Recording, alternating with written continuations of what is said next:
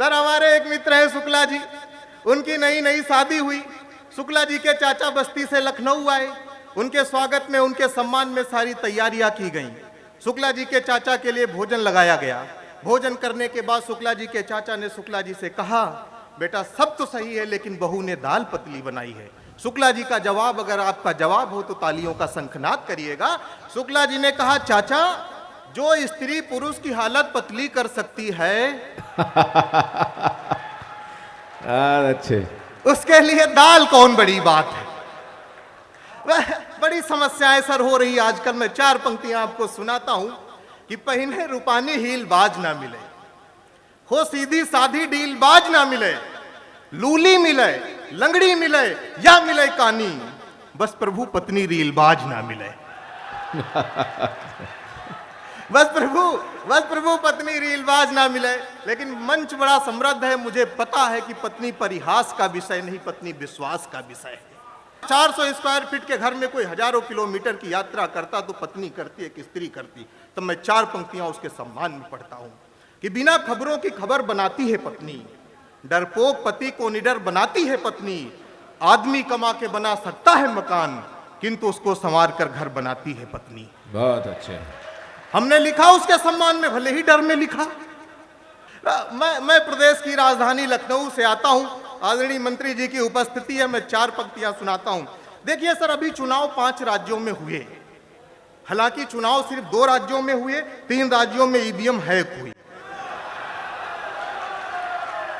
24 में भी हैक होगी।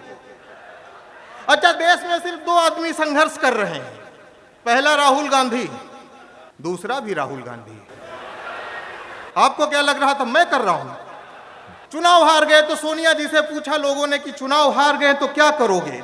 सोनिया जी ने कहा कि चुनाव में हार की समीक्षा करेंगे, 24 में नेताओं की परीक्षा करेंगे।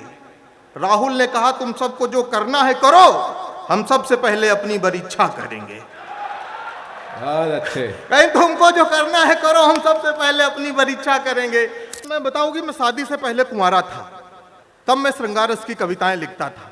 सर फिर हमारी शादी तय हुई, मैं तब भी श्रृंगार रस की कविताएं लिखता था। हमारे उधर तिलक होता है सर, हमारा भी हुआ, मैं तब भी श्रृंगार रस की कविताएं लिखता था। हमारा सर श्रृंगार खत्म ही नहीं हो रहा था।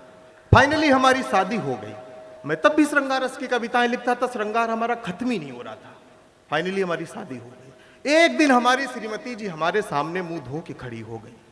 भगवान कसम श्रृंगार से विश्वास उठ गया। एक आम आदमी की शादी हुई, मैं उसका नाम नहीं लूंगा, नहीं आप लोग समझ जाएंगे मैं राघव चड्ढा की बात कर रहा हूं। तो मैंने कहा कि ऊबड़ खाबड़ सड़क का गड्ढा बना देना, भले ही खंभे के जगह हमको अद्धा बना देना, और जब भी बनाना हमको आम आदमी, भगवान बस हमको राघव चड्ढा बना देना। क्या बात है। आप सब पंडित चोपड़ा के जुगाड़ में हो, हम समझ रहे हैं आपकी बात को। बस जल्दी अपना काम खत्म करके मैं बैठना चाहता हूं। मैंने कहा देखिए मैं काफी नकारात्मक टाइप का व्यक्ति हूं। कोरोना की 3 लहरें आके चली गई, मैं एको में पॉजिटिव नहीं हो पाया। मैं हो सकता था, लेकिन हमारे अंग्रेजी के मास्टर साहब अवस्थी जी हैं, वो कहा करते थे कि बेटा पॉजिटिव रहा करो। अच्छा, उसी बीच हमारी एक टांग टूट गई, उन्होंने कहा कि बेटा पॉजिटिव रहा करो। हमने कहा गुरुजी हमारी टांग टूट गई, आप कह रहे हो पॉजिटिव रहा करो।